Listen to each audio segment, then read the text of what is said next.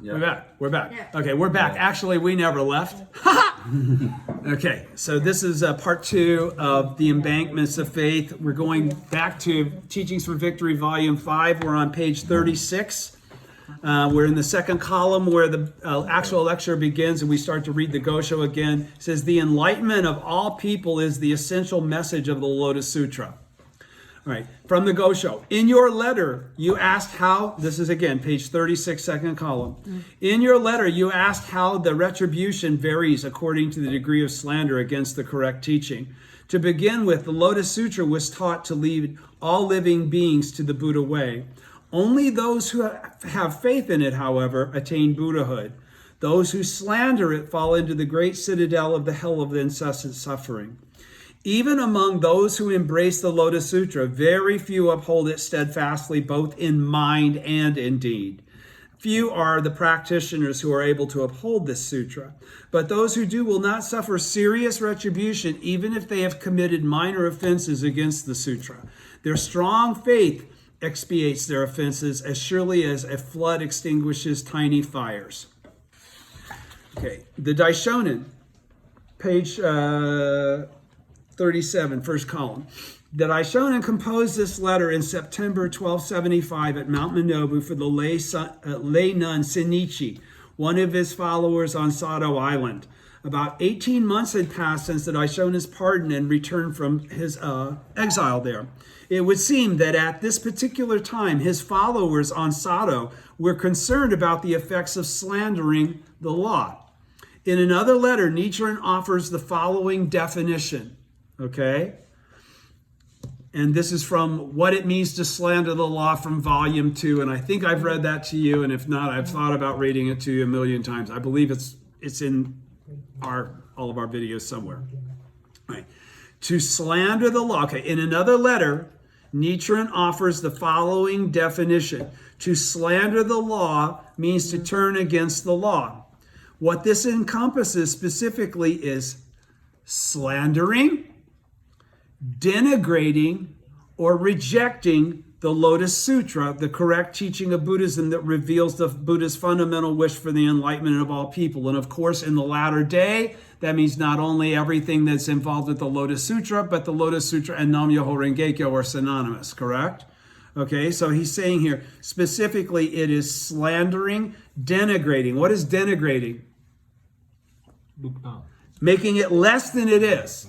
Okay, and the Daishonin has been very clear. So if you were to say it's only in MRK, that to me is a denigration. Right. Okay, Right. if you say if you were my little friend from Brazil, the supposed mystic law, you can't do that. Okay, you can't say the supposed mystic law. On what basis are you? You've got to correct somebody if they do something like that. All right. So he says, pardon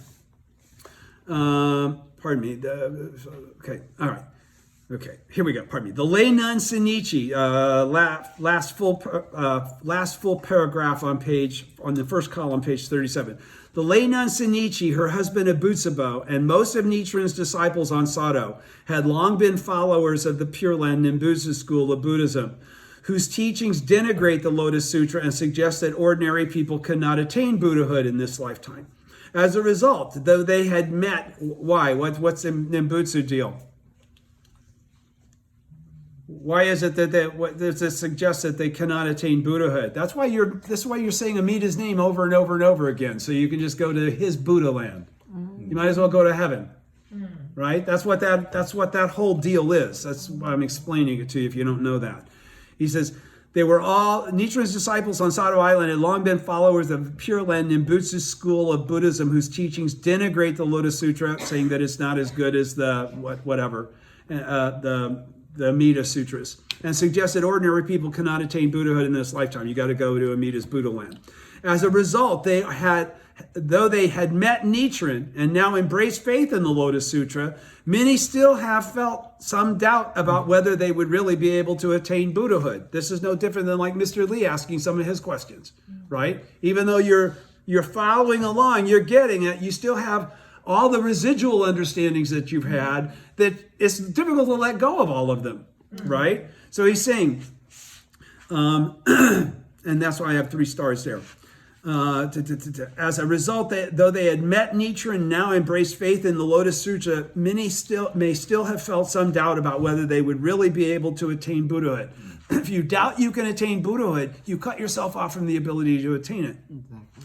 Because to doubt it is to not have faith in the teaching. Yes. Right? The teaching says you are. If you don't believe that, then you don't believe in the teaching. If you don't have belief, okay. You never get there. Right.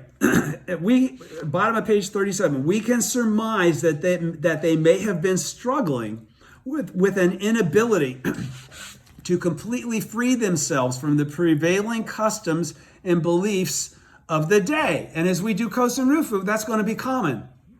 That's going to be common. So understand the message here. As they had only recently accepted Nichiren's teachings, they may also have had differences of opinion about the precise nature of correct practice. We've already seen that in some of the conversations we've had around this reading of the Gosho that we do. In addition, they may have wondered how they could best support and encourage fellow practitioners who were facing various problems. They were seeking answers and wisdom. What is this teaching?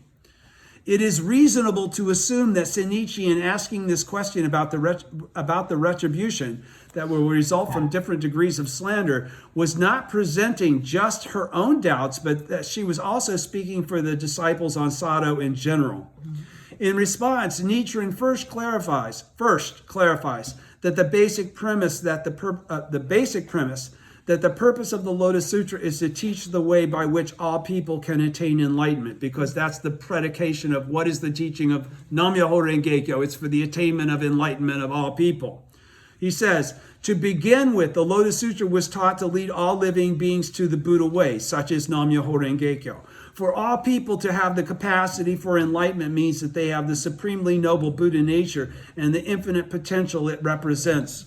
This is all of his teaching of Nam-myoho Renge-kyo. What this means, more simply, is that no matter how deep the suffering a person may be experiencing, they have within them the power to break free and become happy. Okay?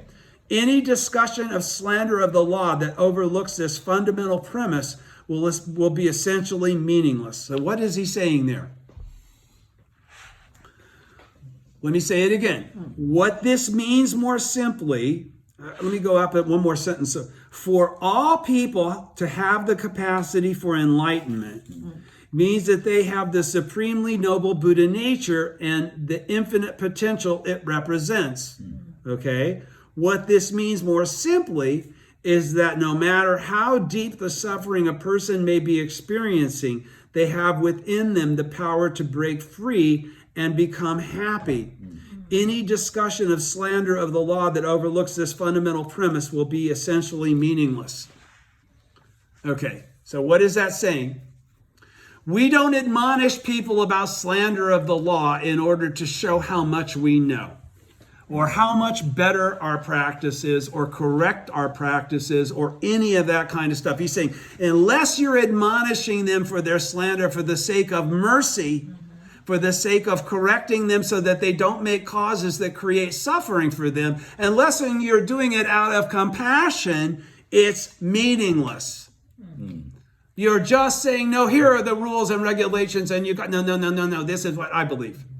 All right? So any discussion of slander of the law that overlooks the fundamental reality that what we're really trying to do is to help them not create suffering in their life and overcome suffering that does exist in their life. That's the reason we tell them don't do it. It's to help them, not to show them that they're wrong. Okay?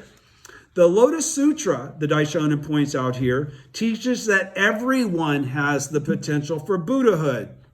Even Ryokan, even Devadatta, everybody, right? Even Ta. It is important, therefore, that we dispel any dark clouds of delusion and doubt and have faith in this basic truth. So what did you just say there? It is important, therefore, that we believe this teaching of the Daishonin that everybody's a Buddha. If we don't think that they're really Buddhas, then we don't believe in the teaching. Right. Okay? It's as simple as that. And then who's the one that's got a problem with faith? Okay? It is important, therefore, that we dispel any dark clouds of hatred, animosity, prejudice, sexism. I could go on and on and on and on and on. Those don't happen automatically just because we start chanting. That's an endeavored process of purification of thought and deed. And, that's how you get the purification of the 6 sense organs, through the process of practicing over a period of time. It is, okay, if we can, our enlightenment is guaranteed. So he's saying, if we can see everyone else as Buddhists, and if we can aspire to help them to be Buddhists, that's the ultimate compassion, okay? If we express that ultimate compassion in our 9 world lives, the 10th world is in all 9 worlds, and we are guaranteed enlightenment. That is enlightenment, okay? The very last part of page 37 says, if, however, we doubt and slander this teaching of the Lotus Sutra, that everyone is a Buddha, that everybody is, okay?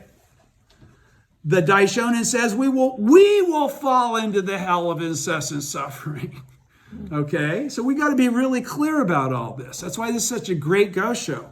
In other words, everything starts from the essential question of whether we can believe in the dignity and worth of our own lives and that of others. Okay? Wow. This is deep shit, man.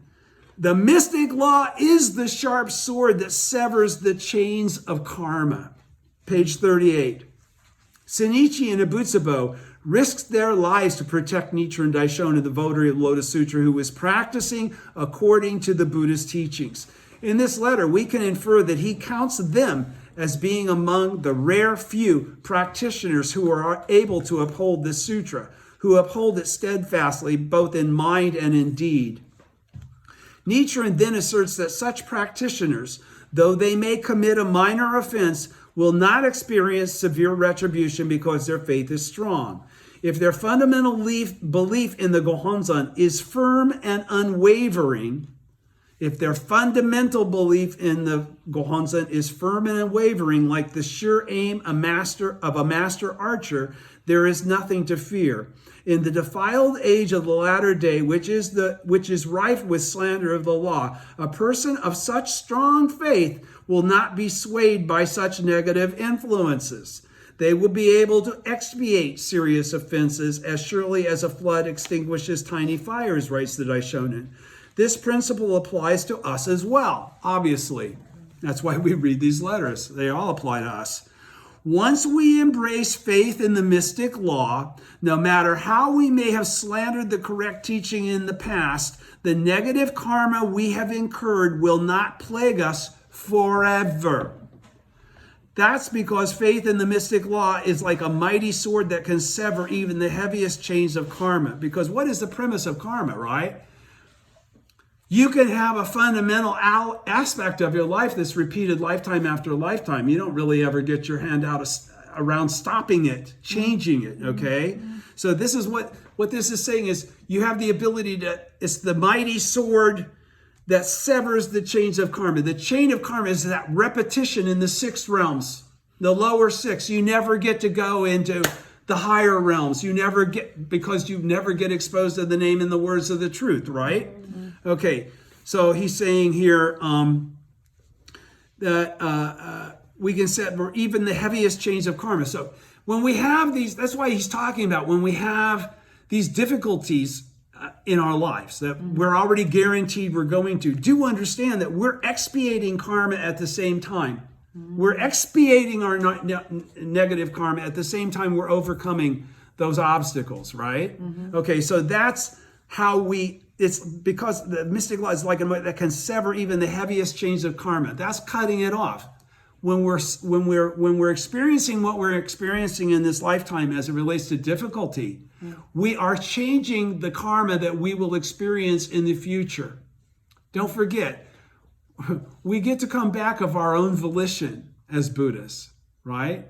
Buddhists create the appropriate karma for what they want to do, what their mission is, who would they got to go see, who they got to be like, okay? So it's out of mercy. It's not out of karmic retribution. Do you understand? There's a difference. I continue on page 38, first full paragraph in the second column. In Japan after World War II, everybody's with me, right? In Japan after World War II, there were countless people filled with despair, groaning under the weight of misfortune, and bereft of all hope for the future. And we can only think about that because we weren't there. But Tokyo was in the shits after all of the Allied bombing and burning it up. And, Nagasaki and Hiroshima had nuclear attacks. And Japan was upside down. Right. There was a lot of suffering. That's why the Soka Gakkai could grow the way they did. Because everybody was already, the shit hit the fan, and whatever they believed in didn't work. They were suffering the effects of that. So he says, in Japan after World War II, there were countless people filled with despair, groaning under the weight of misfortune, and bereft of all hope for the future. Absolutely, that is the case. There are places on earth right now where it's that way, okay? But there's no Soka Gakkai there, unfortunately, in those places. Soka Gakkai members leapt into the midst of these suffering people and encouraged them. They assured them. Think about all those things that President Toda would be saying to all that audience, and all of them were living in post-war. They were all the same kind of people we're talking about here. They assured them that they could overcome their karma through practicing Nichiren Buddhism, and they walked the path to happiness alongside them.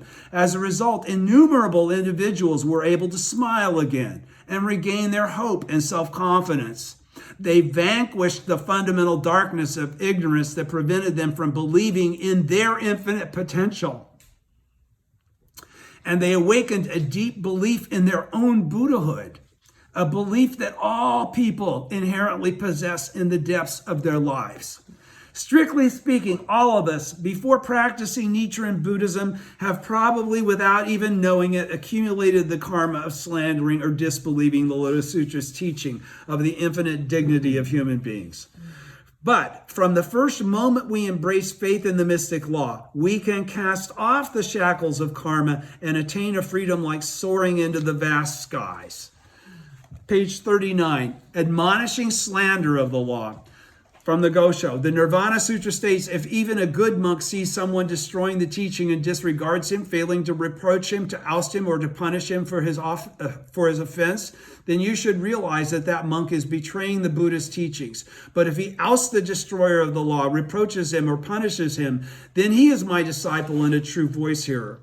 This admonition urged me on, the Daishonin says from the Gosho, and I spoke out against slander in spite of the various persecutions I faced, because I would have become an enemy of the Buddhist teaching if I had not. Continuing with President Keita's Gosho lecture.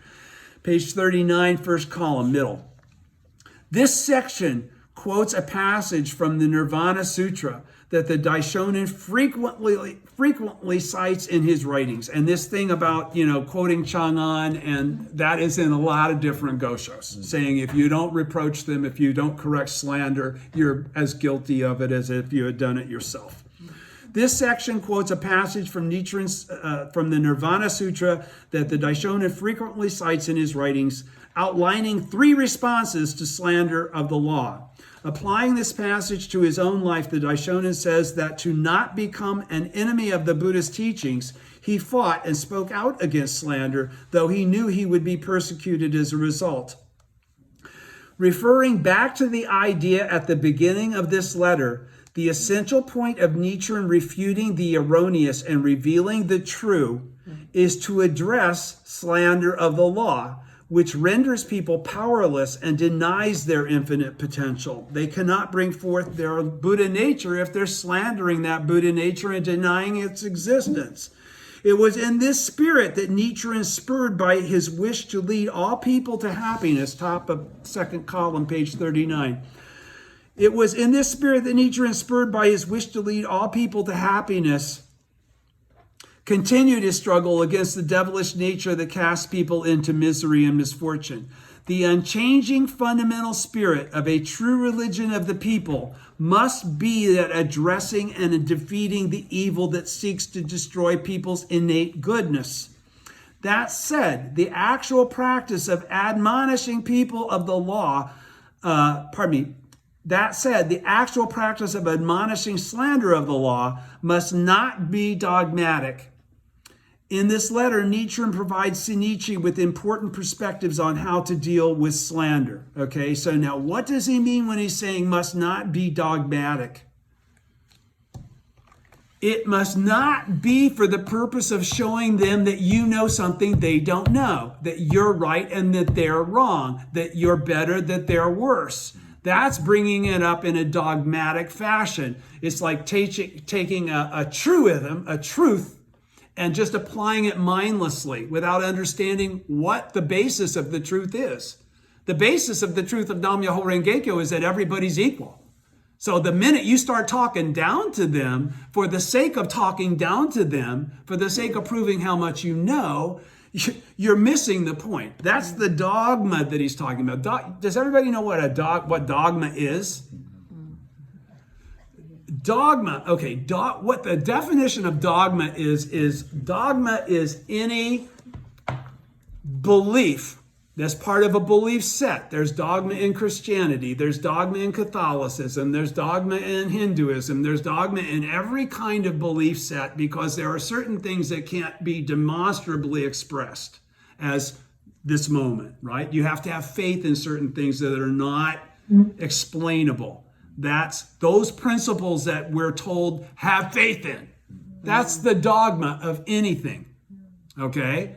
To be dogmatic then would be I said I'm dogmatic as hell. What I was really trying to say at that point in time was that the Daishonin is very strict in his upholding of the teaching, okay? That's not being dogmatic. When I'm strict about the upholding of the teaching, that's not being dogmatic. If I were doing it just for the sake of showing how much I know, that would be being dogmatic. But if I'm doing it because I'm trying to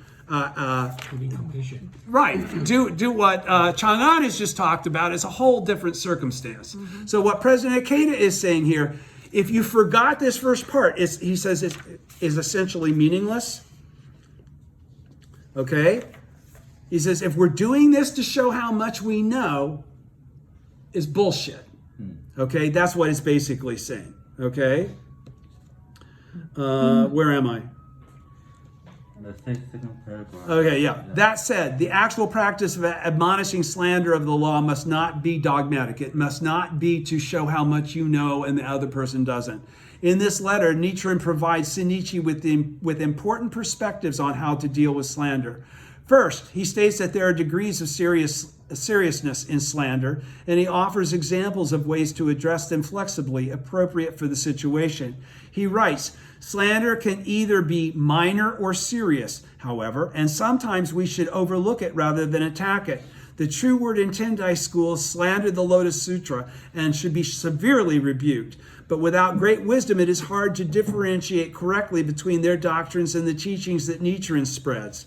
Therefore, at times we refrain from attacking them, just as I did on establishing the correct teaching for the peace of the land. He then goes on, when a person's offense is minor, admonishment is sometimes called for, but at other times it may be unnecessary, for there are those who may correct themselves without being told. Reprove a person for slander when necessary so that you can forestall for both of you the consequences of an offense. Then you should forgive that person. The wisdom taught in Nichiren Buddhism, now at the top of page 40, is not rigid and inflexible. In rebuking slander of the law, the important thing is that it arises from compassion.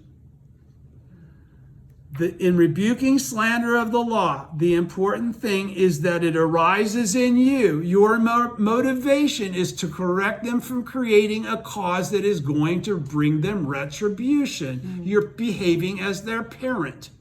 It's like, no, you can't stay out till 4 o'clock and come home drunk. Okay? It's the same thing. All right?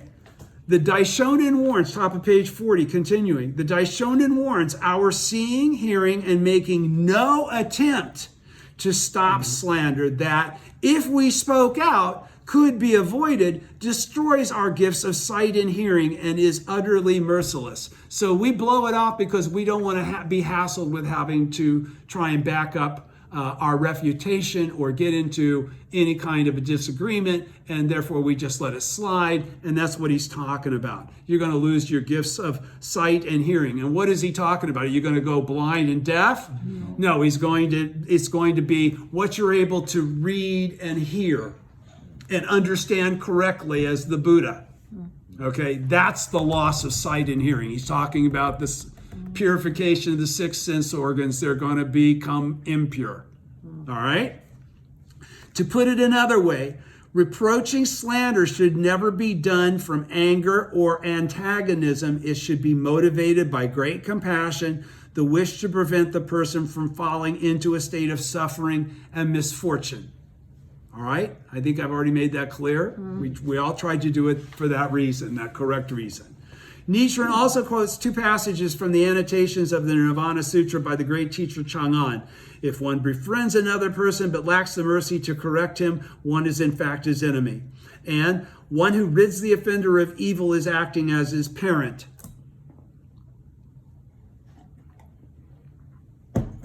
It is in this spirit that the mentors and disciples of Soka from the time of founding President Tnesaburo Makaguchi onward have fought against the evil of slander, which brings so much suffering to people. That is why we of the SGI have thoroughly denounced the Nichiren Shoshu priesthood's grave transgressions against the Daishonin spirit and teachings, transgressions that belittle and hinder people. Okay, and why did he stick that in there? This is great.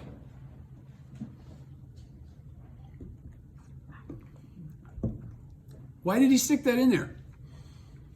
As an explanation of why they don't mince any words. They don't hide from the realities of what they see to be the correct teaching versus what they know Nichiren Shoshu is doing. Okay? So the bottom line here is I've personally had people say, you know, why does Soka Gakkai have to give Nichiren Shoshu so much shit? You know, why are they calling out? Why is President Ikeda constantly calling out the priesthood, the priesthood, the priesthood? Because of this very reason. Yeah. He says because we have to qualify what is slander of the law. And when you add all the things that Nichiren Shoshu adds, frankly, it's a little bit of a different circumstance than that teaching that we actually practice and benefit from as members of, Buddhism, of people practicing the Buddhism of the Sun. Mm-hmm. Do you understand? So he's saying, what he's clarifying here is that the reason that I have spoken out so directly about the priesthood has not just been to diminish them or demean them, it's been to admonish them for their transgression of slander of the law. When you excommunicate without any communication or clarification, how many people did he excommunicate? 13 million. All Soka Gakkai members were excommunicated from being able to attain Buddhahood, by the way, according to Nichiren Shoshu's actual tenets. Mm-hmm. If the high priest don't bless, you only attain Buddhahood because of the relationship of the high priest. Oh. You didn't know that. That's good. Okay. So it's when we say bullshit to bullshit. Right. Okay? Right. All right. That's what he says. That I show in spirit and transgressions that belittle and hinder people. Because it diminishes us as being equal to the priests. We're equal to the priests. There's nowhere in the teaching that he says, in fact, he usually talks about priests like, God damn. Okay? So, once again, continuing at the bottom of page 40, to repudiate slander in the genuine sense is to vanquish the devilish nature that inflicts suffering. By dispelling the darkness of great evil, the light of great good is allowed to shine forth. That's a very heavy sentence, 2 sentences. Let me say it again. To repudiate slander in the genuine sense is to vanquish. Now, what's vanquish? To defeat, to win, to be victorious over.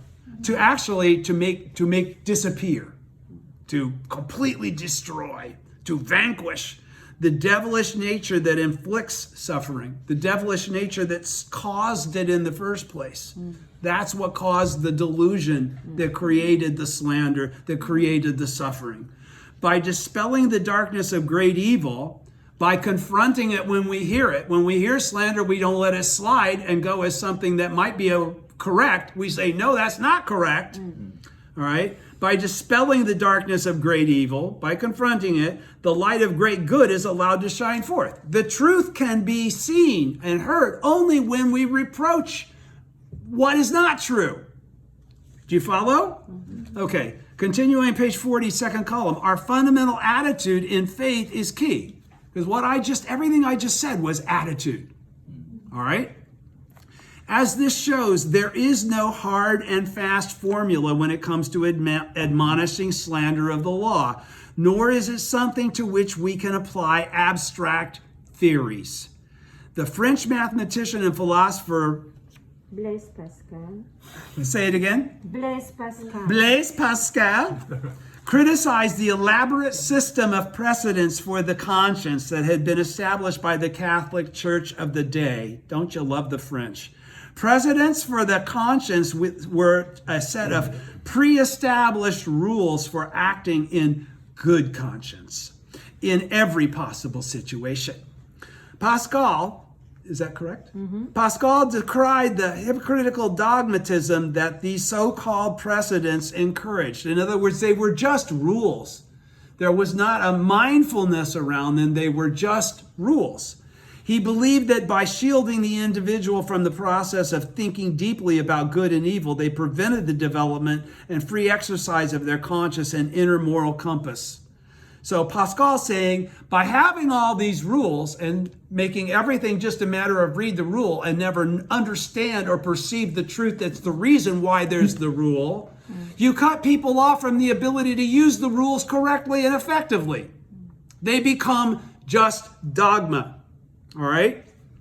As I noted when I discussed Pascal in my first lecture at Harvard University in 1991, self-questioning, contemplation, and soul-searching are important measures of a religion for the sake of humanity. And I don't know about you guys, but boy, that just described me sitting in front of the Gohonzon. Self-questioning, contemplation, and soul-searching. This is how we bring forth wisdom, right? While we're chanting, are important measures of a religion for the sake of humanity. In this, of course, that was Pascal saying that. This is, again, Daisaku Ikeda, constantly weaving in, look, there's all kinds of gems of correct thinking. Correct thinking isn't just obscured and only located in one place. It's what is the thing that ties all correct thinking together? Right. It's Nam-myoho Renge-kyo. He says, in this letter, Nichiren similarly says that it is wrong to judge even among his disciples the nature of persons' faith based on external appearances alone. And this is something people in the Soka Gakkai do constantly. Okay? So, not supposed to. In this regard, he mentions the lay priest Ichinosawa, another resident of Sado. Though the latter seems to have privately accepted the Daishonin's teachings, he behaved outwardly as if he were a Pure Land believer. As a result, the Daishonin was concerned about what would happen to this individual in his next existence. Page 41. In a letter addressed to Ichinosawa's wife and written in May 1275, a few months before the letter we're discussing here, Nichiren says that he had sent the entire Lotus Sutra in 10 volumes to the lay priest's grandmother. He did so, it seems, because the grandmother appeared to be more deeply drawn to the sutra than the lay priest himself.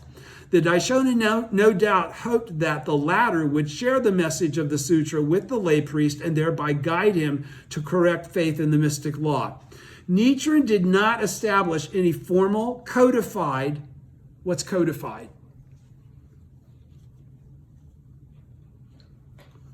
Rule 1, Rule 2, Rule 3, it's written down, it's in a full sentence. I'm qualifying to you what is slander and what is not slander. Okay, there is no such codification.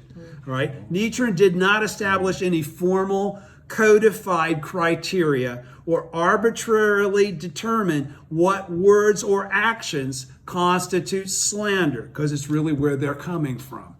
Okay? Instead, he emphasized the importance of examining the fundamental attitude of the individual, discerning with it whether deep inside they violated or upheld the Lotus Sutra spirit of respect for life and human dignity. It's where they're coming from. Our innermost thoughts are not always apparent in our appearance and behavior. Our subtlest attitudes, however, can have tremendous impact on our faith over the long term. That's why it is so important, because if you think you knew a lot after 15 years, and you're going to think you know even more after, again. That is why it's so important that our fundamental attitude be one of pure and sincere faith. We don't know everything. We're always advancing. We're always seeking wisdom. We're always seeking further clarity. We're always seeking to more capably fulfill our mission for Kosen Rufu. That's what a Buddha's doing all the time. They're thinking about Kosen Rufu. If we have that, our attainment of Buddhahood is assured, because that's what a Buddha is. All right? Continuing on page 41, practicing with the same commitment as one's mentor from the Gosho. Strengthen your faith now more than ever. Anyone who teaches the principles of Buddhism to others is bound to incur hatred from men and women, priests and nuns. Let them say what they will. And trust yourself to the golden teachings of the Lotus Sutra, Shakyamuni Buddha, Tentai, Myolo, Dengyo, and Chang'an. This is what is signified by the expression, practicing according to the Buddha's teachings. The Lotus Sutra reads, if in that fearful age one can preach this sutra for even a moment, one will deserve to receive alms from all heavenly and human beings. This passage explains it that in the evil age of the latter day of the law, when evil persons stained by the three poisons prevail, anyone who believes in and upholds the correct teaching, even for a short time, will receive offerings from heavenly and human beings. Here, Nichiren calls on Shinichi, who staunchly supported him while he was exiled on Sado, to strengthen her faith more than ever and keep exerting herself tirelessly for the sake of Buddhism. The noble spirit of Shinichi, who was so warmly praised by the Daishonin, always reminds me of our dedicated pioneering members who, while overcoming countless challenges, have continued to work for Kosen Rufu without begrudging their lives. At the same time, Buddhism is a struggle against devilish functions. That's what we all do all day long, right? So when he says more than ever, Nichiren is warning Shinichi not to grow careless or lax in her Buddhist practice. That's when you think you already know enough, you already chant enough, you've already done enough. You're the one that's saying that, no one else. After the Daishonin's departure from the Sado and return to Kamakura, Shinichi and her husband remained steadfast, bravely holding on aloft the banner of Kosen Rufu on Sado. It is not difficult to imagine, then, that the three powerful enemies, arrogant lay people, arrogant priests, and arrogant false sages, appeared and began to harass and attack Nichiren's followers there. The Daishonin was aware of how pained his followers were by these onslaughts. He urges Shinichi to disregard any trivial emotions if she claims to be his disciple, to stay confident and unperturbed, encouraging her with the words, let them say what they will. Mr. Makaguchi heavenly underlined this particular sentence in his copy of Nichiren's writings, like a magpie mocking a phoenix. Right? That's exactly what he's talking about there. Let them say what they say. They're messed up, not me. The persecution that his followers were experiencing would enable them to lessen their karmic retribution. That was the whole point. A passage from the Nirvana Sutra says it is due to the blessings obtained by protecting the law that they can diminish. Kind of be careful there. A passage from the Nirvana Sutra says it is due to the blessings obtained by protecting the law that they can diminish in this lifetime their sufferings and retribution. So it is due to the blessings obtained by protecting the law. All right? And indeed, the compassion of Buddhism is so vast and all-embracing that even those who criticized and attacked the Daishonin's followers would eventually be able to attain enlightenment through their reverse or poison drum relationship with the correct teaching. Just as Bodhisattva never disparaging again. Okay, he says, Continuing second column, page 42. We have nothing to fear or worry about. Iron, when heated in the flames and pounded, becomes a fine sword, writes the Daishonin. In the same way, all our suffering and difficulties enable us to forge an indestructible diamond-like self, and they help us develop the strength to sever the chains of our karma and lead lives of complete freedom. They are the means by which we actually attain Buddhahood.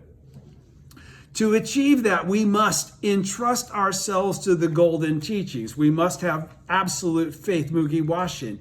Another passage underlined by Mr. Makaguchi. What we need to do is completely trust in and lead our lives in accord with the words of the Lotus Sutra and the Daishonin. That's Mugi Washin. That's doubt-free faith. Whenever Mr. Toda read Nichiren's writings, he would say, how true, how true. How fortunate we are to have these teachings. Those who completely entrust themselves to the golden words of the teachings are practicing just as instructed. The Daishonin himself is a perfect example of this. He is our example. We are to behave as him. We are to have the same mind as him. The Daishonin himself is a perfect example of this, and he calls on Shinichi to join him and be a person who practices in accord with the Buddhist teachings throughout her life.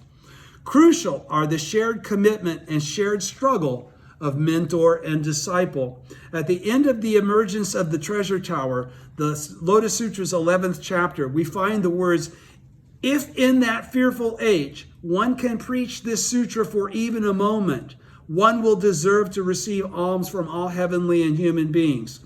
In the latter day of the law, society is filled with corrupt people, stained by the three poisons of greed, anger, and foolishness. To uphold the mystic law and have the courage to share it with others, to say even just a few words about the correct teaching of Buddhism is an expression of one's faith. Those are truly noble actions of a bodhisattva. As a result, the protective forces of the universe would not fail to assist and support such individuals. That is the assurance of the passage and the Daishonin. Embracing the Daishonin's message of let them say what they will, let's advance boldly and bravely with a spirit as bright and expansive as the clear blue sky. In my youth, soon after meeting Mr. Toda, I composed this poem. Ablaze with hope, this is the poem. Ablaze with hope, I face the raging waves. Though I may be poorly clad, and even should others mock or ridicule me, I will endure with fortitude. Just watch me succeed. I spur myself on. First work hard with all your youthful vigor. Though some may slight you, always wear a smile. Heart aflame, advance strong and true along your chosen path. Smiling brightly, serenely at the arduous road ahead, today, again, I will advance, gazing up at the sky, at the summit of a hope-filled future. I am delighted, that was the end of the poem. I am delighted that many young people are following after me in this spirit. Solidifying the Embankments of Faith on page 43, and we're just about done here. Now you should make a great vow and pray for your next life. This is from the Gosho. If you are disbelieving or slander the correct teaching, even in the slightest, you will certainly fall into the great citadel of the hell of incessant suffering. Suppose there is a ship that sails on the open sea. Though the ship is stoutly built, if it is flooded by a leak, those on the ship are sure to drown together. Though the embankment between rice fields is firm, if there is an anthole in it, then surely in the long run it will not remain full of water. Bail the seawater of slander and disbelief out of the ship of your life and solidify the embankments of your faith. If a believer's offense is slight, overlook it and lead that person to obtain benefits. If it is serious, encourage him to strengthen his faith so that he can expiate his sin. The bottom of page 43, second column. Make a great vow, Nichiren writes. For his followers at the time, that great vow was primarily directed toward attaining Buddhahood in this lifetime. He was calling on his disciples to practice steadfastly to the very end of their lives, in this present existence and achieve enlightenment. But at the same time, in various writings, Nichiren describes the great vow as not only being about achieving one's own enlightenment, but also about propagating the Lotus Sutra and thereby enabling others to attain enlightenment. In the record of the orally transmitted teachings, the Daishonin states, the great vow refers to the propagation of the Lotus Sutra. Of course, there's nobody that attains Buddhahood that doesn't do shakabuku. Nichiren warns that disbelieving in the correct teaching will prevent one from experiencing good circumstance in one's next lifetime. Such error results from fundamental ignorance shrouding one's life. Faith is essential for dispelling that darkness and bringing the sun of Buddhahood to rise in one's heart. In this section, the Daishonin notes that if a ship leaks, it will eventually sink. The reference to the embankments between rice fields is the source of this letter's title. Although such embankments may be firm, if there is even an anthole in it, the water will, in time, drain out of the rice paddy and the rice plants will die. Nichiren says, his point is that the smallest hole in a seemingly sturdy ship or embankment can lead to their eventual destruction. In Buddhism, the hole of doubt or disbelief is invisible. That's what makes it so dangerous. That's why we must constantly be on guard. It is vital that we remain steadfast in our faith as long as we live, no matter what happens. And steadfast in our faith means we're trying to advance and we're still doing shakabuku and we're supporting others and we're doing all that. We haven't just retired and all we do is chant a little bit and kick and maybe go read a go show once or twice a year. You know what I'm saying? That's why we must constantly be on guard. It is vital that we remain steadfast in our faith as long as we live, no matter what happens. To do that, we must continue striving together with the SGI, which we all are doing, and never stray from the path of mentor and disciple. We must also staunchly protect the harmonious unity of our precious community of believers. That's us here. Bail the seawater of slander and disbelief out of the ship of your life and solidify the embankments of your faith, urges the Daishonin. Not advancing, this explains why we have to advance to the last moment of our life. It's so cool. Why? Why do we have to advance to the last moment of our life? If you don't go forward, you go backward. Exactly. Not advancing is regressing. That is why we need to overcome stagnancy and inertia. What's stagnancy? We've become stagnant. We're not going forward or back. We're just kind of like not moving. Okay? We have to overcome stagnancy and inertia. What's inertia? It's momentum. It's the principle of momentum, right? When something starts going, it continues, and then it slows if there's no additional force put behind it, and eventually it stops, right? Okay. Not advancing is regressing. That is why we need to overcome stagnancy and inertia and continuously move forward day after day. As Nichiren writes, strengthen your faith day by day, month after month. Should you slacken in your resolve even a bit, which means if you quit chanting every day, if you think you can get away with just chanting whenever it's convenient or whenever you want to, that's going to lead to a problem.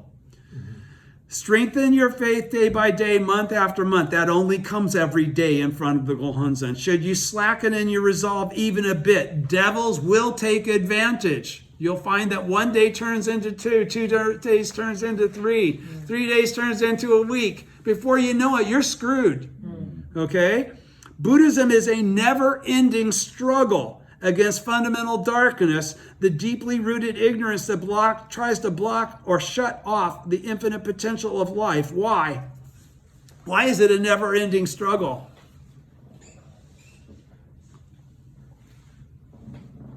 Because if we're not fighting that fundamental darkness, we're not advancing, which means we're regressing. Right? Okay. I'll say it again. Think of it that way. Buddhism is a never-ending struggle to keep going every day against fundamental darkness, those things that try to hold us back and create poison in our mind. The deeply rooted ignorance. I'm not a Buddha. My life would be better if I was a Buddha. that tries to block or shut off the infinite potential of life, seeing ourselves as a Buddha. Do you understand? It's when we doubt that we're a Buddha that we're in trouble. When we forget this inner struggle, we become enveloped in suffering. We don't have a way to dissipate it. We're not practicing with correct faith anymore.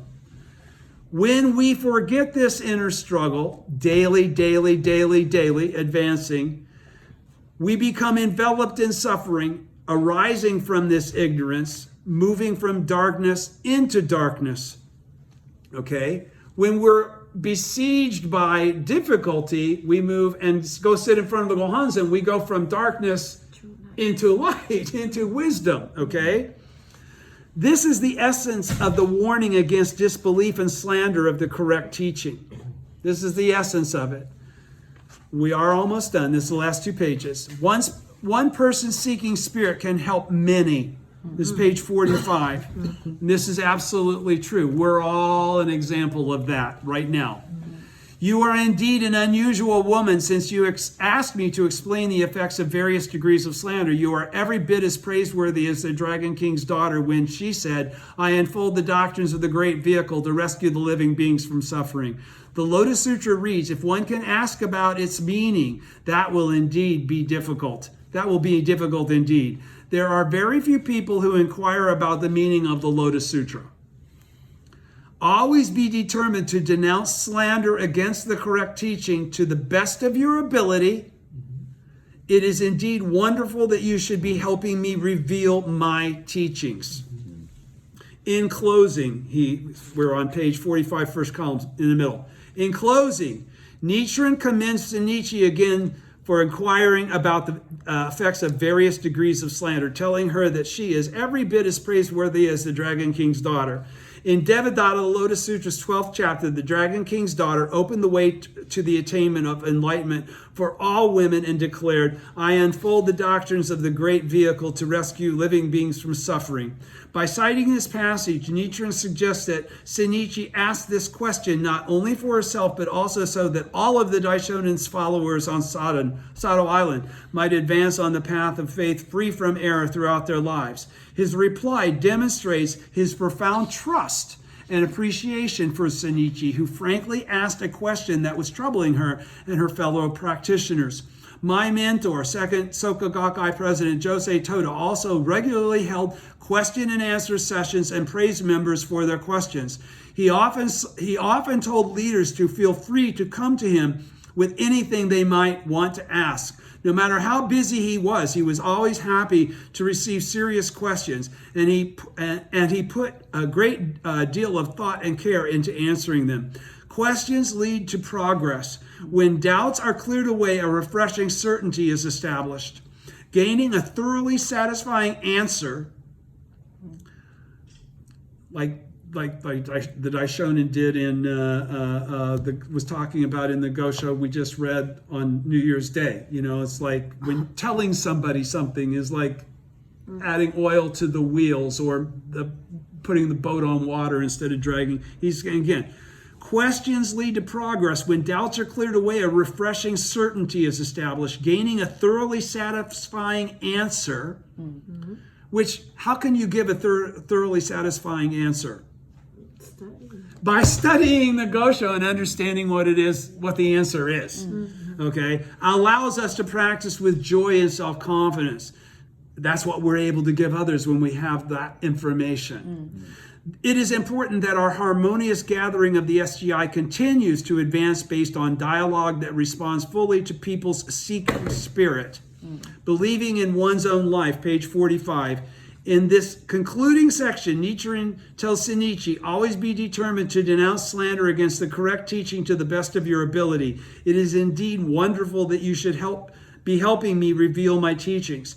He expresses his appreciation to the sincere disciple for supporting him and joining him in the struggle for Kosen Rufu. There is nothing more joyful or wonderful than mentor and disciple striving together to illuminate the darkness of society with the light of truth. A famous passage in the record of the orally transmitted teaching states, great joy is what one experiences when one understands for the first time that one's mind from the very beginning has been a Buddha. Nam-myoho Renge-kyo is the greatest of all joys.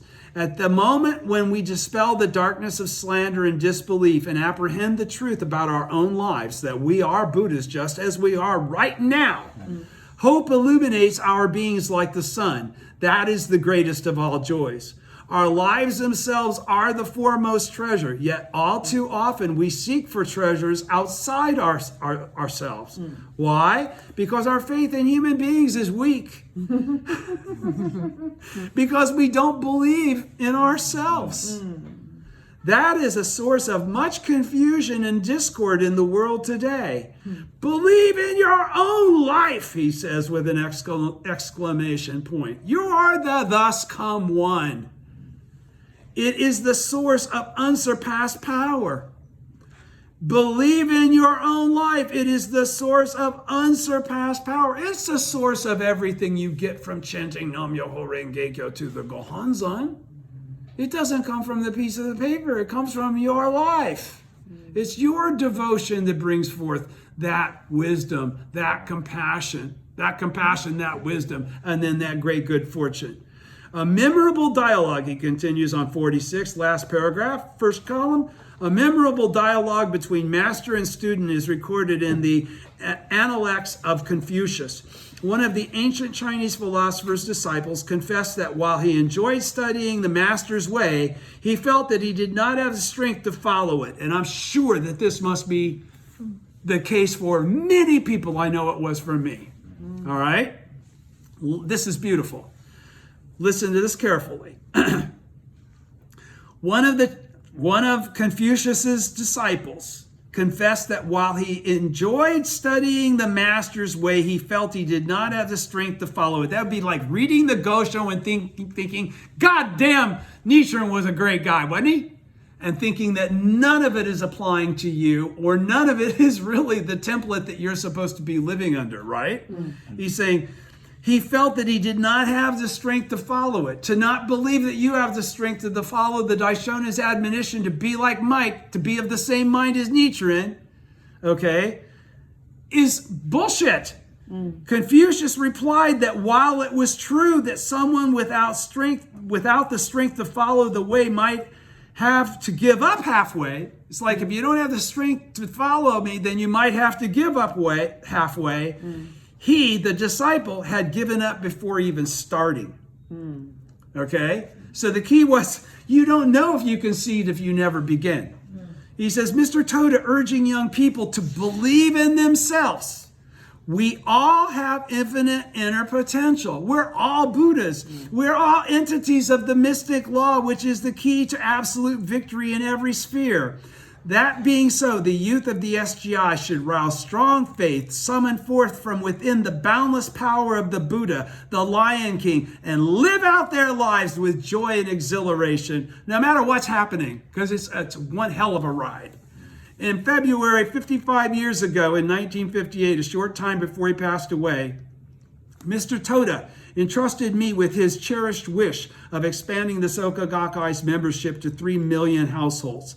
Inspired by the youthful vigor of the members who had risen up to join me in that struggle, I copied into my diary a line from the Analects of Confucius that often quoted by Mr. Toda. One should regard the youth with awe. We really should, and support them 100%. I am now, once again, with that same belief, observing the remarkable growth of our dedicated youth of the SGI. Go, guys! My young friends, demonstrate the passion and energy of youth. You'll become old farts someday, and you'll regret it if you don't. My young friends, demonstrate the passion and energy of youth.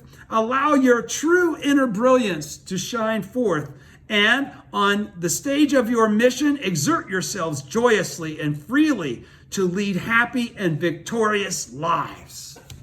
Thank you. Thank you.